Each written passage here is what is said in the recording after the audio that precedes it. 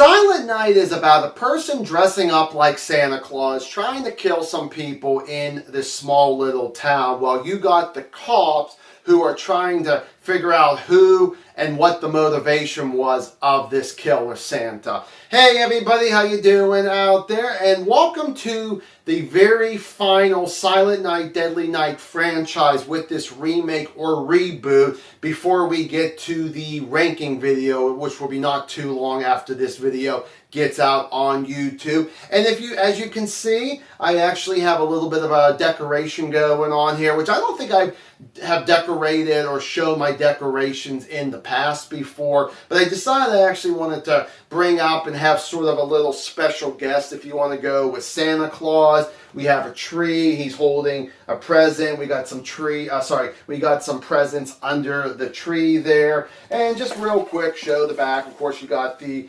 window and all that, and the back of the tree, the presents, and of course Santa's back there. So I figured, hey, why not there? But hopefully this won't distract you too much while I'm trying to give you guys my review. Now, just like probably the last, 2 or 3 of these movies, I don't have anything to really say. I haven't seen this one before, so this is a complete new one, just like this entire franchise was. Well, now I guess I can actually say that I have seen all of these movies once now, and thank God I was lucky enough to share it with everybody here on YouTube. So let's get ourselves started with the likes. And the first thing I want to throw out is I love the cold opening that we actually get in this film here, maybe the first 4 or 5 minutes. You got someone actually creating a mask and a fake beard to become Santa Claus, and the person looks very creepy with kind of this plastic face covering that they got there. And I will definitely say that I really liked the very first kill that we actually get in this. It's just the first 4 or 5 minutes is just really so messed up and so intense. Just love what we actually get there. I just mentioned about our first kill. The rest of the kills I love. They are very unique for the most part. And I don't know if I'm the only one that would actually say this, but I feel like that each kill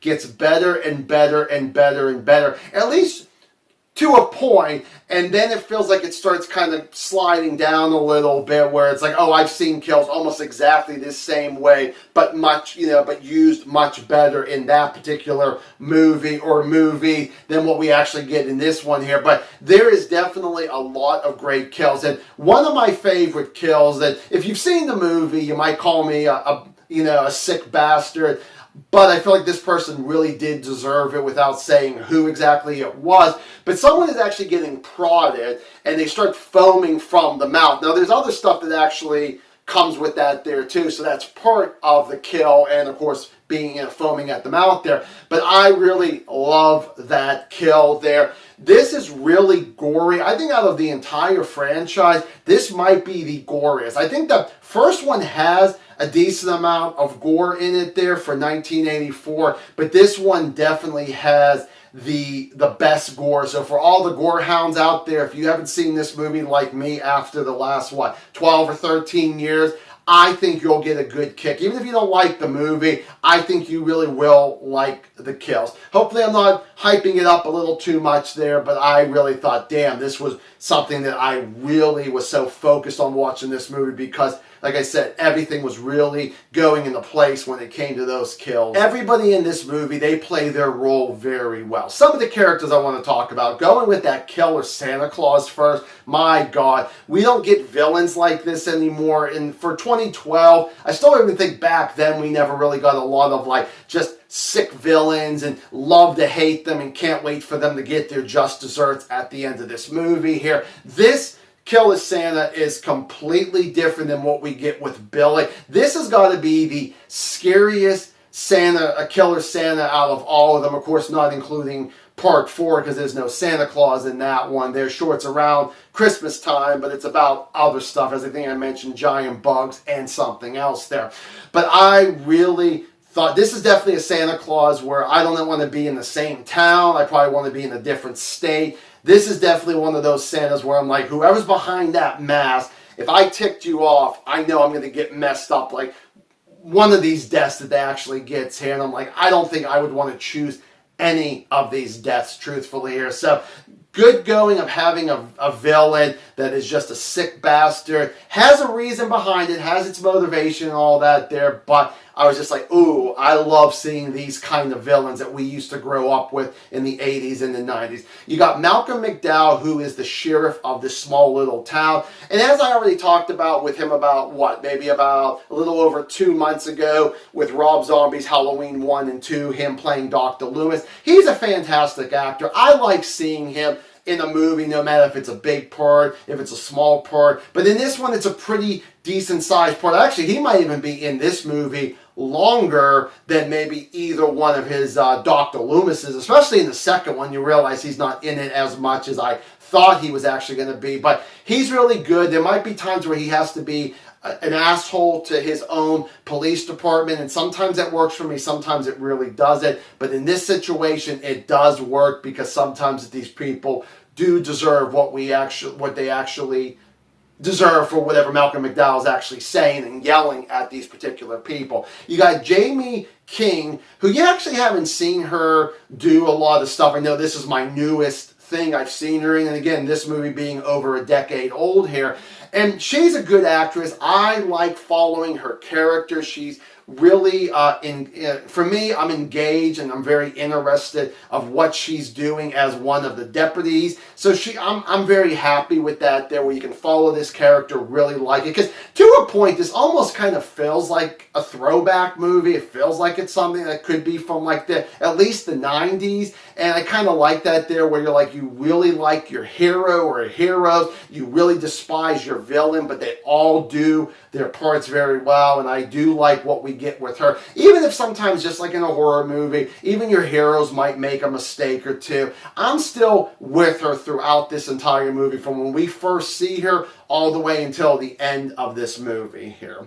I really do like the story, as I mentioned, was saying about the Killer Santa Claus. The story is completely different than the original 1984 Silent Night, Deadly Night with Billy and his situation. We just get a Killer Santa, and he's just going and killing people in this town. I really do like what we actually get with that story. I love the script here. I love the dialogue. I feel like that everybody says their lines very well. Everything is so believable. Same thing with the narration of the script. I really like the action that we get. Even if it's just even if it's just like two people chasing each other on foot, I kind of like what we actually got going on there. It was very little that there was anything slow or boring about the script or the story that was really good. And the final is I thought this was directed very well, where I feel like that recently of watching movies,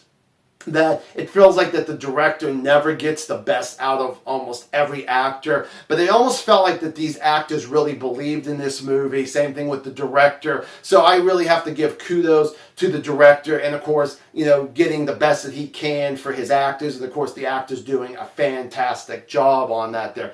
Moving on to the dislikes, the first couple that I want to talk about are supposed to be tributes to the original. The first thing I want to talk about is you got the grandfather in this movie. Now, in the original, he was so creepy for his 5 to 7 minutes that he was actually there. Very memorable, the impact about Santa Claus, and if you're not good all year. And we kind of get almost that same speech, where there might be a couple things a little changed in here. And maybe this might be only the few things I'd say about the script, and it could have been a little bit better.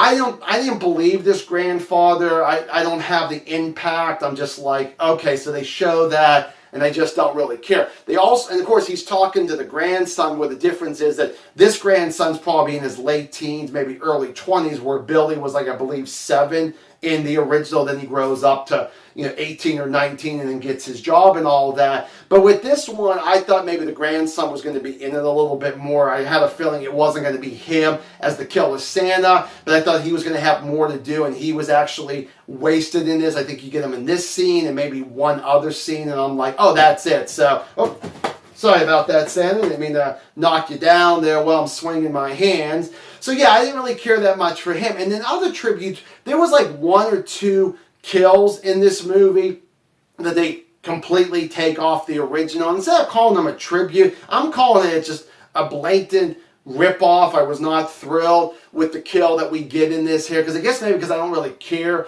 for some of the people in this movie. Their acting was great. As I said, they do a good job, but that doesn't mean that I'm actually always going to like every actor. And the person actually gets a particular kill that we get in this movie that they actually, like I said, did from the original. I thought the original, of course, no surprise, was a lot better. And then there was also another scene that they do. It's a non-kill scene, and I'm like, I'm just not thrilled with what we get. So the tributes scenes, I'm just like, man, I wish they would have not did that, because I probably would have enjoyed this movie a lot better. When it comes to the kill the Santa Claus motivation, I personally did not care.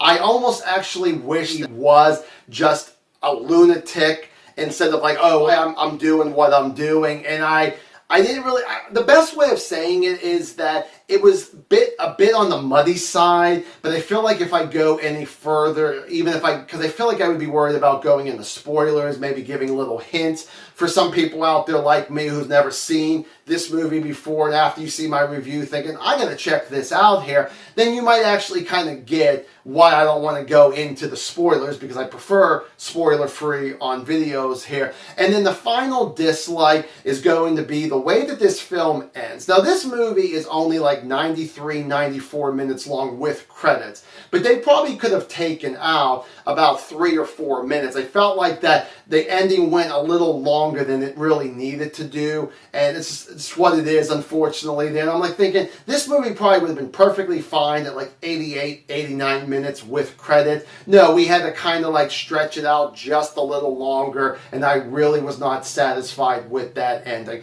Silent Night, I'm going to go 3 out of 4 stars. Have you seen this movie? Do you like it? Do you not like it? Give me a comment down below. We shall discuss it, and I will see you guys in the next well, I can't really call it a review, but the next one will be the ranking video, hopefully not too long after this one comes out on YouTube. Thanks for watching, everybody. Bye.